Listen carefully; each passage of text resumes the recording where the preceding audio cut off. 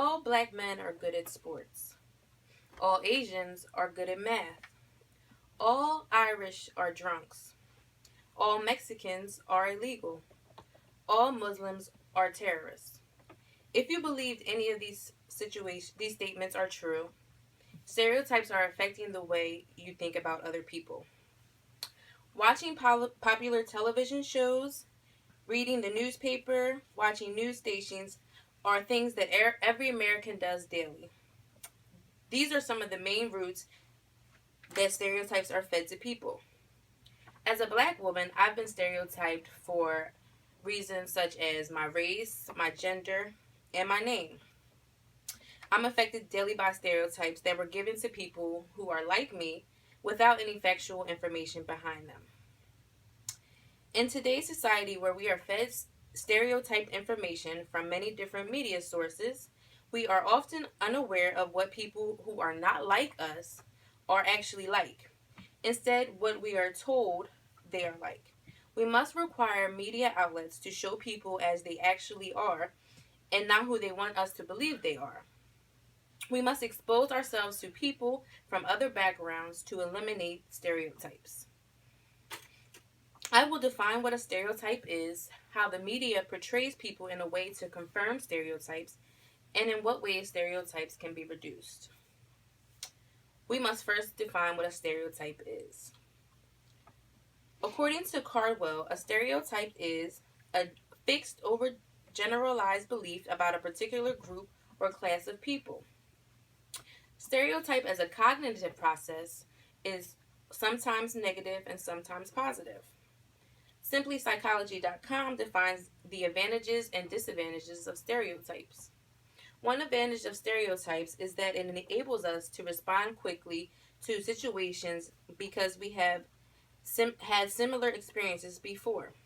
So if you go into an interview, you've been to an interview before, so you know how to act in an interview, how to dress in an interview, how to talk in an interview.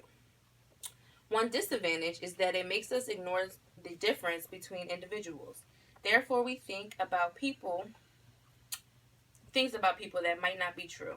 So say you go to an interview and you're expecting, the typical interview setup, one-on-one with, an interviewer, but you get there and now it's a group interview. So, there are many different forms of stereotypes, such as racial or cultural stereotypes. All white men are obese and lazy. Gender, women aren't as smart as men.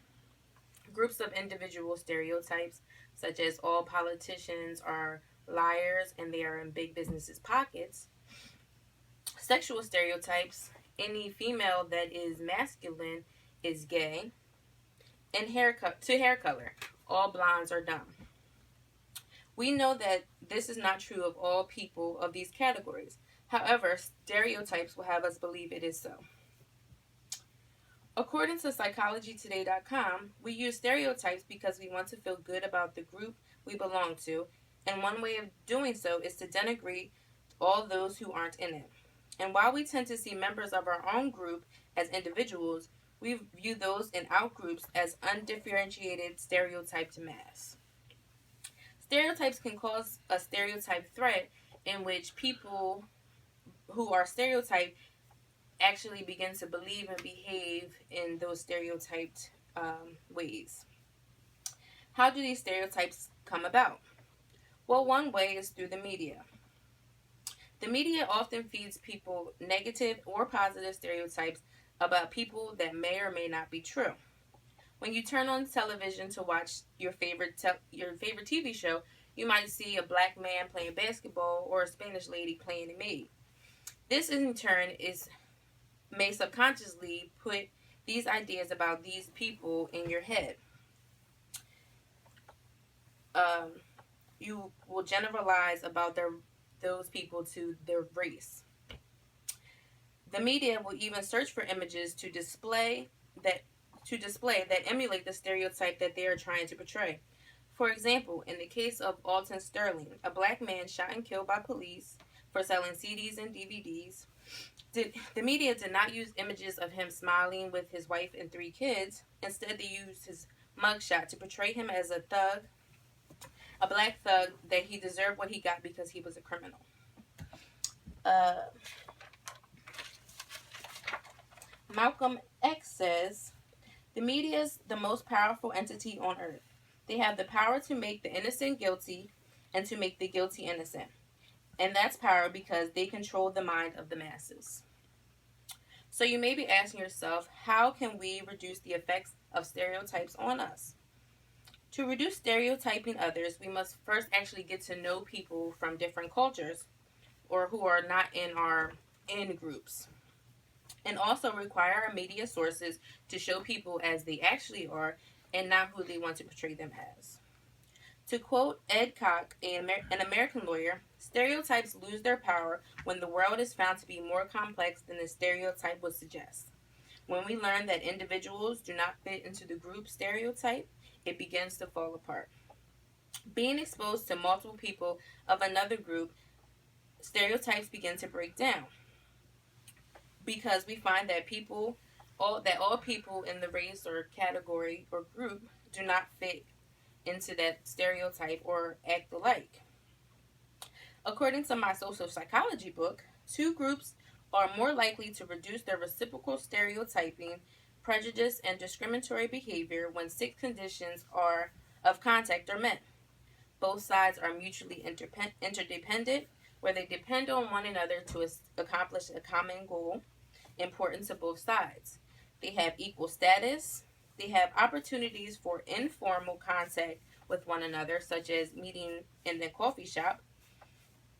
There are multiple members of each group or exposing people to more than one member from the other group, so that people don't assume that they are the exception to the rule, and the larger social norms promote equality. Start teaching your kids about cultures other than their own and expose them to kids outside of their race.